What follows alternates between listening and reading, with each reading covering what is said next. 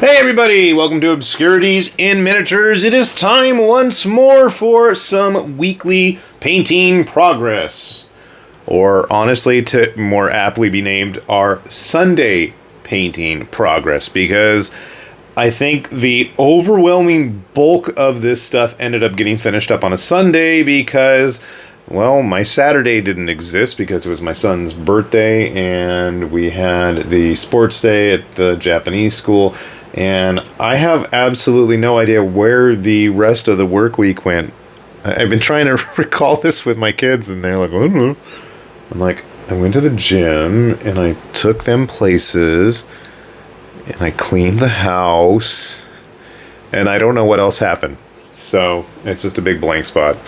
Oh well. Anyway, I did manage to finish a few things, and try as I might, I was strong and did not go prime and start up any new projects. I grabbed stuff that was already on the table or had already been started and just tried to finish things up. So this was a Kyoshu Ronin Archer, I believe, and it did an awful job on his face. He's just got big black splotches for eyes. And the problem was trying to get a brush in there around that stinking arrow was a challenge and a half. And I also managed to snap off part of his sword, and I lost it completely and have no idea where it went. So, ignore that. I had no idea what to do with him. I wanted him to be just kind of simple and straightforward and without a big fancy paint job. It is a nice model, though. But then again, most of Kyoshu models are nice models. And I'm really kicking myself because September's stuff, he had some really nice looking mechs in addition to everything else. It was actually a really cool release this past September, which was just a couple weeks ago. I'm like, yeah, it is October. Okay. Anyway, he's been doing like an Arabia-inspired Arabian army fantasy themed stuff, and then a kind of Indian army for like 40k style stuff, but the mechs almost gave an Infinity vibe, and I'm really regretting that I didn't buy them, and it's just a matter of time, I feel, before I end up with those. So hopefully we'll have a video on those in the near future. This next guy is another Kyoshu model that I have had sitting around that I wanted to do something with. This was, I think this is when they went and finished up doing a whole Sumo themed army. I didn't do the best job painting him, I will be the first to admit. I wanted to try doing something different with the purple armor, and I'm not super pleased with it. I probably can go back and fix some things up.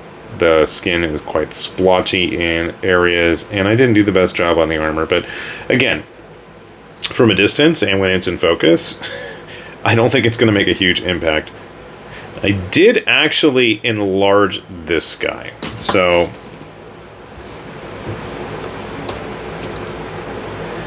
you can see there's a bit of a bulk difference between the two of them. Our regular Archer guy is pretty close in terms of scale with, you know, traditional GW modern fantasy type figures. Okay, Mantic's older plastic guys maybe aren't the best example. I'm like, do I have anything? Okay, here. A vaguely humanoid model from GW. So you can see they're not that badly outclassed in terms of size. But I figured, you know, this looks like a hero, and I do have a bunch of the other Sumo dudes painted and unpainted. I don't like that tusk there. I'm gonna have to fix that. But I figured making him a little bit bigger, especially with this fancy weapon there, would probably not be a bad idea. So those are the Kyoshu models that we got done this week.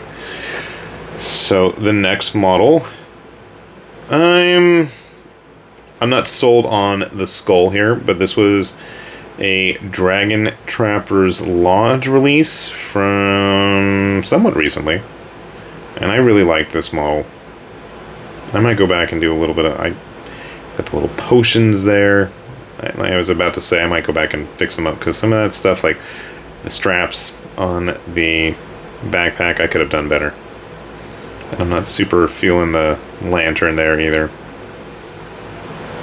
But that's half the fun of this stuff. We can always go back and fix it, if need be. And that gemstone, I wanted it more pink, and it kind of got doled out. So that's something to work on. I had to give him a brass mustache. I thought that was just absolutely appropriate. Just a fun model. Like I said, as I wait for the League of Dungeoneers second campaign with everything fixed up. Not that the first version was that bad, but I just like having everything nice, neat, and complete. He is absolutely going to be my wizardry type character in that game. And if you want a good dungeon crawler, by all means, you should totally check that out. They've got their current Kickstarter, no, not Kickstarter, crowdfunding campaign on GameFound. Yeah, that's it. I'll get the name right eventually.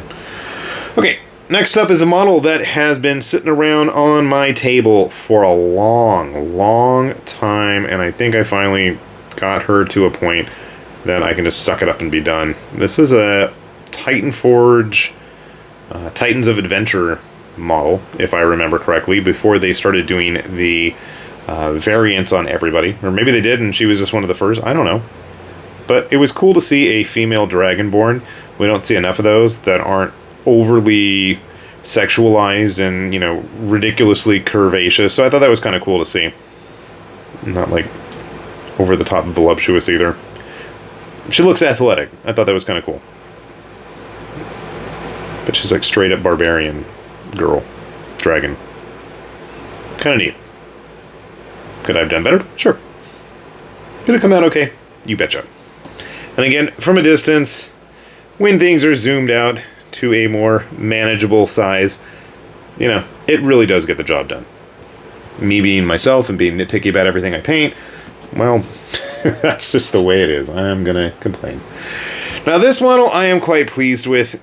Can I improve him? Absolutely, but I think for the most part, I tried to just get things done simple, and I think it came out effective in that regard. There's definitely some stuff that can get fixed, but for the moment, it came out all right.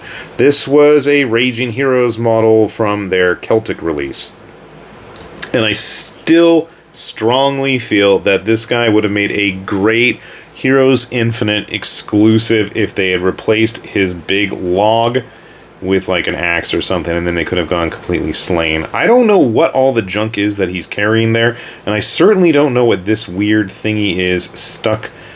I mean, it looks like a mantis, like, or a tooth, like a mantis claw. I don't know what's going on. I mean, it looks like a molar where my thumb is. I don't know. And another issue I had with this guy is much like things I've complained about in the past, like with the Oni Girl and with their... Every now and then this happens, where, like, things just kind of intersect and mold together. Like, this cape and this rear skirt tatter, for lack of better terms, just kind of mesh together, and I don't think that's actually what they're supposed to do. There's also some stripes down at the bottom of this, and they were somewhere else, and I don't remember where now. And I don't have the patience to paint tartan patterns or anything like that, so he didn't get that done. I just went ahead, called it a day. But I love his ridiculous weapon. I love the over-the-top Super Saiyan 3 level hair that's just going everywhere. Of course, trying to paint his hand jammed in there on one side of the log with all the hair in the way was a bit of a challenge. His eyes came out okay, at least. I still might go fix up that skin. But he's a big guy. I mean, obviously he's supposed to be like, you know, big heavy hitter type. And I like that green that I found. I don't even know what color it is. I'm going to have to go double check. I left it like in front of my little mixing tray thing. I'm like, I like that, and I'm going to use it for all the Celtic models from this release now. So get ready to see a lot of that. I was actually going to use it for some of the... I was thinking about using it for like the uniforms on the Dragonborn guys, which is a bit more of a brownish color. But then again, I think I used that green for that padding right there in his backpack, possibly. Oh my god, these new ones. This is one of the first releases of these guys. Dragon Trappers Lodge just put out the files for their new ones, and I gotta say, I am super impressed. They've got a bunch of veterans and even heavier armor with even bigger guns to lug around, and they have mounted versions of the guys with the guns now with armored mounts, and we'll save that for another video. I promise you, that'll be coming soon enough. I just got to get off my butt to make the videos. Seriously, I don't know where all my time's going these days as I bash the camera there. But I figure, you know what? Even if I have to finish everything up on a Sunday, and I'm going to try not to do that again. We'll see.